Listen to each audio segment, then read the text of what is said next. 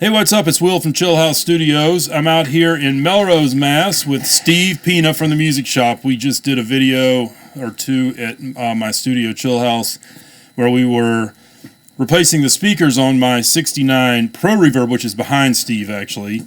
And Steve himself has a few really nice Fender amps of the same kind of vintage as the three that I have currently, and so I just thought, hey, let's take a little road trip out to Melrose and check in on what's some of the stuff Steve has, and just kind of continue our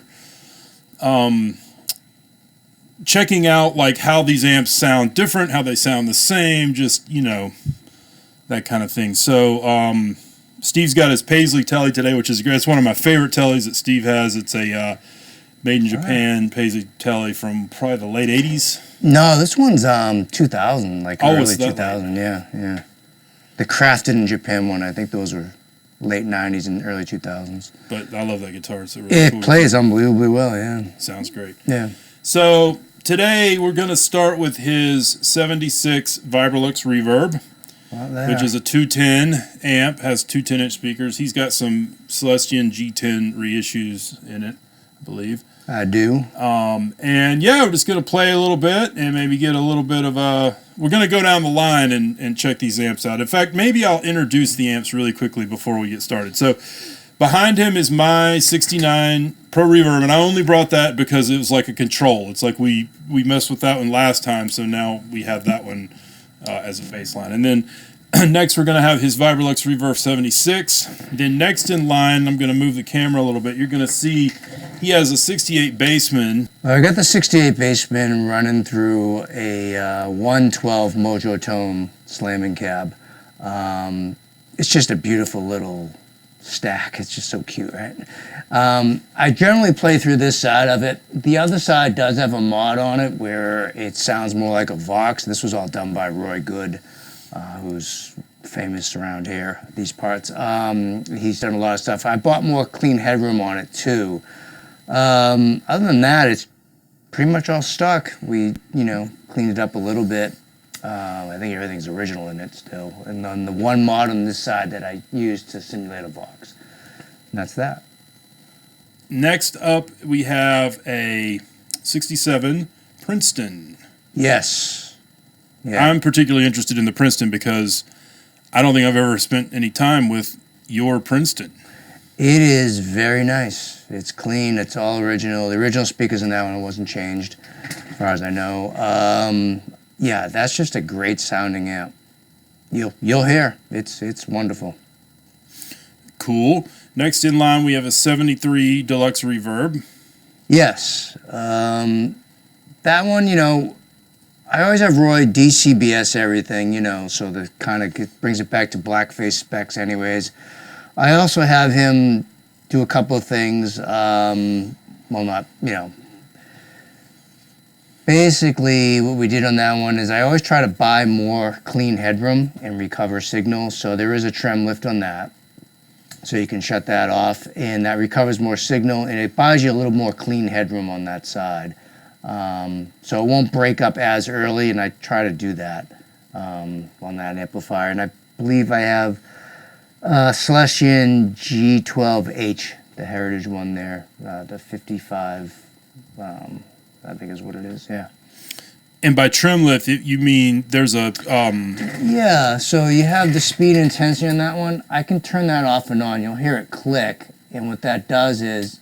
Hear that? I don't know if you can hear the cameras can hear that, but... you take that out of the circuit, and what it does is it recovers more signal. So if it's constantly always on, you're draining more signal, so you're not getting that pure tone. So when I don't use it, I shut it off. It does make a big difference in the sound. Yeah. These little tweaks, these little modifications really add up. So it's recovering the signal, so it's stronger flow. It just sounds better when it's not in the mix constantly on, ticking. Right. Yeah. And last on the lineup here is going to be a 67 Blackface. Deluxe Black Panel Deluxe Reverb, which is killer. So you have the 67 Princeton, and then you also have the 67 Deluxe. Yeah. Nice. So let's hear the Vibrolux. This will be the 76 with the Tele. All right. It's on like 2. We were running around. Yeah, so this one also would have that trem lift on it as well. Oh, cool. So I've had that done to all the amps that have that.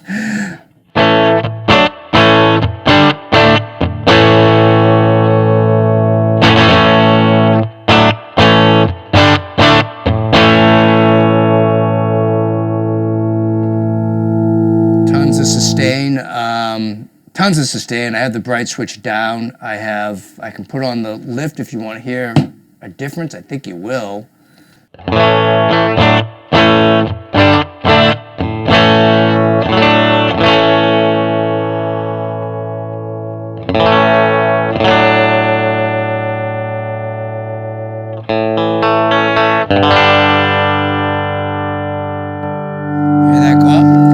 So when I clicked it off, you can hear it recover the signal. It's a little bit louder.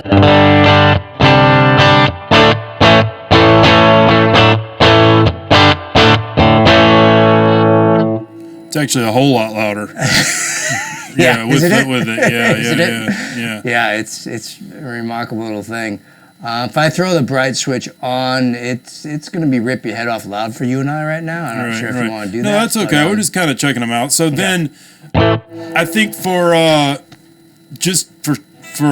the moment, what if we just go back over to my 69 since it's right next door, and we just use that the other day? Right, that would be great.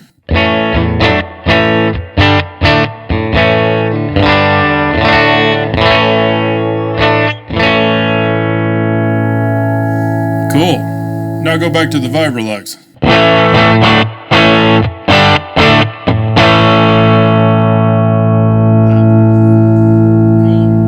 Yeah. I think those two are similar. I might like your Vibro better. I think those two are pretty similar. I feel like the Vibro's got a little more bottom end going on, and it seems to be breaking up a little bit. I don't know. There's something more dynamic happening there. Well, it's got I think that era Vibrolux might have a little bit smaller wattage than the Pro. I think the Pro's 40 and maybe that's 35. Don't quote me on that. I had a chart. I have a chart on my phone that shows them, but I think the Pro might be a little, which would make more sense if it breaks up. Yeah, a little bit. I don't know how much speakers really make a difference. I think they make a huge difference. You know, when I had those the original speakers in that, when I swapped them over, it was like night and day. This amp, like even more than what we saw on the Pro Reverb. What were in it? Well, it would have been 76. It was the original speakers were in it. I still have them. What was in? What did they put in? They had a Fender label on them. I don't think they were. I mean, I assume they were like the Jensen ones or the the Fender was making them in house. Yeah. Oh, that's interesting. So but it sounded way different when I put those Celestions in, and I kind of been using Celestion for mostly everything. Yeah. Yeah. Sure. Well, and mine are Eminence. Yeah. Those Alessandros. Yeah. Okay. Cool. Well, why don't we try the Bassman, which is going to be a 68. Now, the Bassman obviously has no reverb. It's just the... No reverb, yeah.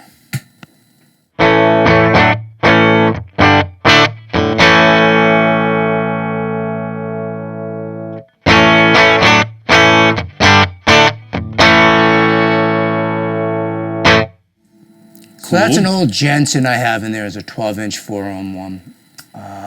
Made in Italy, I'm not sure. I do have the bright switch on that.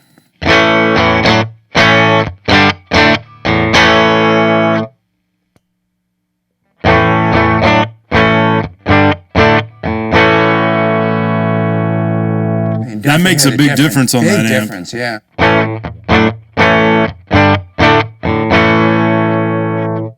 Actually, I feel like that amp needs the bright switch even with a Tele, whereas I feel like when we did this before, I kind of felt the opposite. Yeah, I think you're right. Absolutely. Could we hear the... Now, does this one have the mod on the left side? It does. Can we hear that? Can you hear that? You got it. So I believe we're going to try to do some sort of a Voxy-like thing here.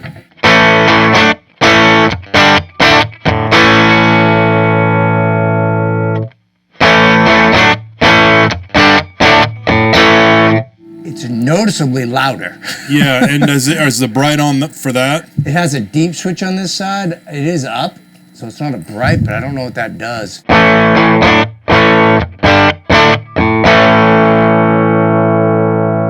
I'm going to say that's a bright switch. It is a bright switch? I don't know, but it sounds like it. Yeah, it just says deep. I'm wondering how different that side with the deep or bright switch off is to the other one with it on. All right, so right now I have it off on the Vox Left. side. And you want Now me to put it switch to on the normal? other side, yeah.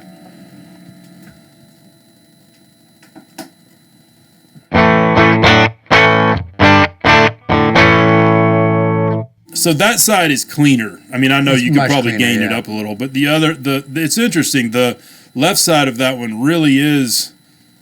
It's a whole different thing, really. It's a whole different sound. I don't know if I would say Vox, but Yeah, but I'm not sure. I don't know. But about it that. couldn't be a Vox anyway because it's not. I mean, it's the Fender Yeah. topology with the Yeah, well, of tubes course, and of everything. course. Like it doesn't have the EL84s like Voxes do. But anyway, very cool. Noticeably louder though, right? I mean, it's only on 2 and the other side's on 3. It is louder. More But I gain. think that it's really cool that you have those such 2 radically amps. different Yeah. sounds going Yeah, on. it is nuts. Because I feel like in all mine, they're basically the same from the left to the right. Yeah. As far as, It's true. It's true. Well, that, very Yeah, cool. I mean, you take an A/B switch, you got 2 amps in one, you can set that up. And I think on that one, you can jumper it.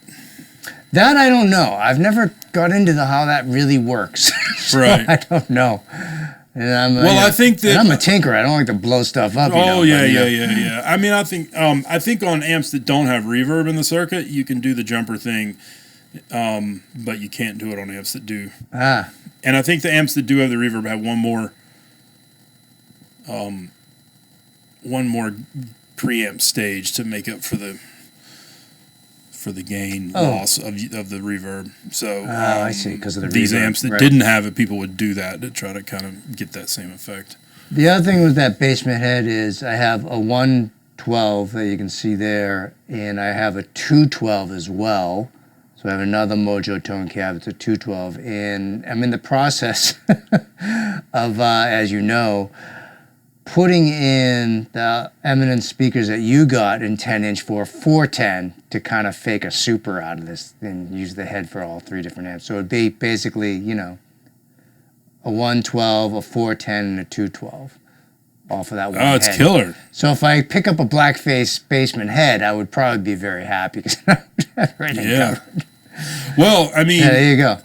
well, I think the basement and the super are the twin. If you take the twin out of the picture, the basement and the super are the higher output amplifiers in all the family Oh, really? Okay. of Fender. No matter if it's but certainly in the silver years. Yeah. Because I mean it was a bass amp. Right. But I think they're similar in their output. So these were really designed for bass. I mean, they just they're so guitar-y. I couldn't imagine playing bass. I mean, you saw all the Beatles footage where he's playing true. one and all the. It does say Bassman right on it. Yeah, I mean they were. That was what they were for. I believe they're 40 or 45 watts, the Bassman output and the super output, and the twins were 100. Oh, And then everything else is about 10 less or 15 less. Yeah. Well, it's different times. I mean, 68, you're like pre-PAs, Yeah, you. I mean, ironically, it's all circled back around because now everybody, wants no stage volume. Yeah, now the stages are dead quiet. You got in-ears on. All right. But we love all this stuff for the studio, especially because we can push it and make it, we don't really, although I shouldn't just say that because you've played a lot of these amps live a lot. And so, I did, I think when you're playing live is a whole nother animal in the sense that it really is about the projection and how much it cuts and do you have enough power and all that stuff. Yeah, these amps cut through a little too well. You know what I mean? There was times where I had to use a attenuator Right. You know, so I could have the amp loud, you know, where I liked it to sound, but I couldn't have that much volume on the stage. So I was using attenuation to do that, which was another thing. But yeah, these amps really know how to cut. Yeah. Yeah, yeah.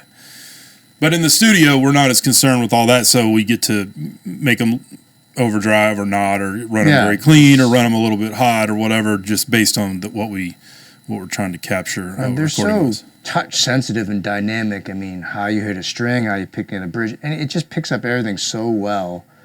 It's really an extension of the instrument. A good amp. Sure. I mean, that's why these are just so good. You really can't beat them. They just don't make stuff like that anymore. It's just so, yeah, it's an extension of whatever you're trying to do. Cool. Well, let's move down the line and see what the 67 Princeton is all about. All right, so no standby, so we're on.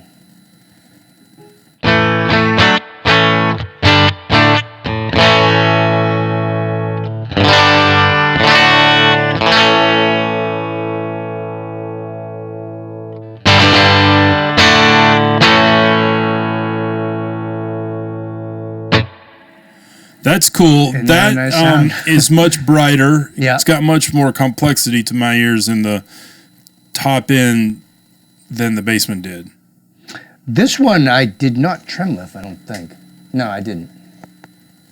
Right. That's in the circuit. Yeah.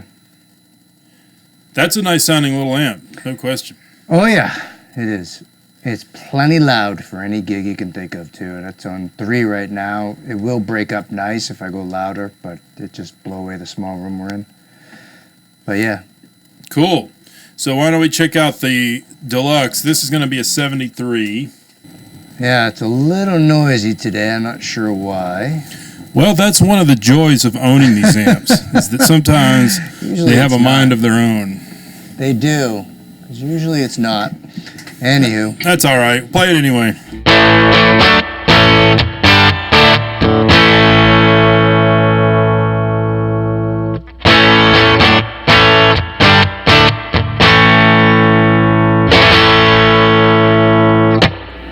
And that's, I'll put the, again, this one has the trem lift mod in it.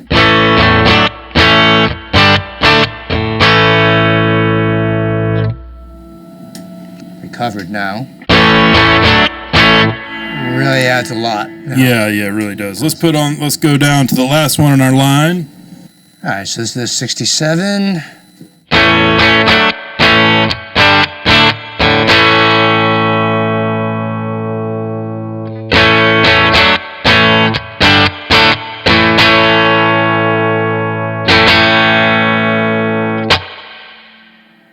Yeah. Cool. So that one is interesting to me because when we were at my place, we did the 69 and then the 68 Super, the 69 Pro, and then we did my 66 Deluxe.